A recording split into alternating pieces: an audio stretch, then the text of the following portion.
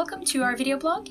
We just released our second beta, and because of this we felt it might be a good time to have a look at our game, what we've gone through and what our vision was.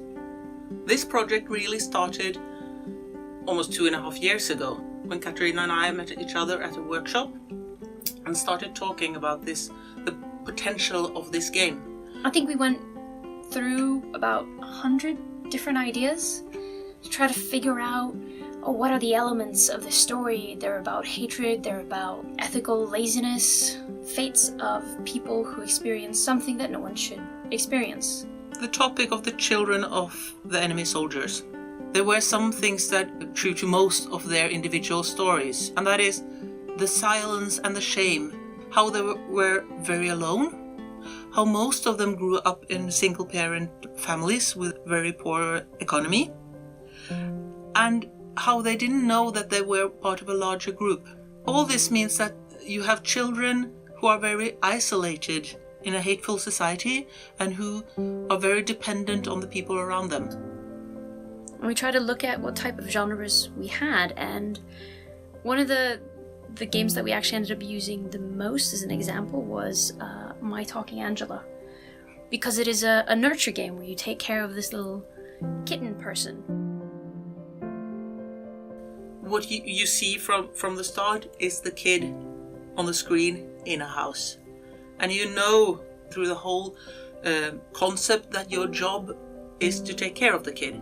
One of the big challenges for these children, the children of hated enemy soldiers, is the question whether these kids are worth looking after. We've made this game a quite claustrophobic microcosm. This shows also how alone these children were and how few options they had. And your option is to be there with the kid and having the opportunity to be a force of good. But it is very limited how much you can actually influence the situation in society as a whole. Traditionally in this type of game you would say that, okay, what you decide to do will change the outcome.